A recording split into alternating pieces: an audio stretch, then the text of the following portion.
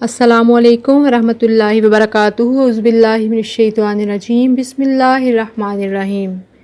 عورت کے لیے چہرے کا پردہ۔ حضرت عائشہ رضی اللہ تعالیٰ عنہا فرماتی ہیں، ہم عورتیں حج میں رسول اللہ صلی اللہ علیہ وآلہ وسلم کے ساتھ احرام کی حالت میں تھیں۔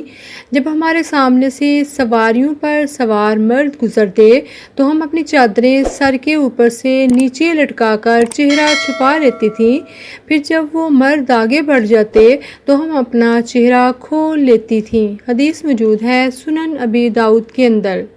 ناظرین، ذرا غور کریں، زمانہ حیر کرون کا ہے، تمام صحابہ حالت احرام میں ہیں، نیز حضرت عائشہ رضی اللہ تعالیٰ عنہا اور دیگر ازواج مطہرات کو قرآن کریم نے امت کی مائیں قرار دیا ہے۔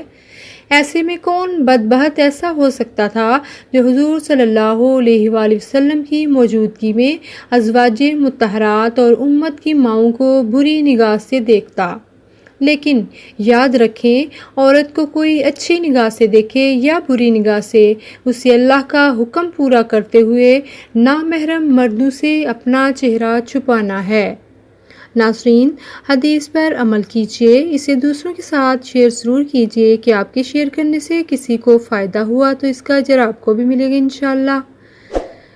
حدیث اچھی لگے تو لائک کر دیجیے، میرے چینل کو سبسکرائب کر دیجیے۔ اللہ تعالیٰ آپ کو صحت دے، ایمان دے۔ جزاک اللہ خیر۔ اللہ حافظ۔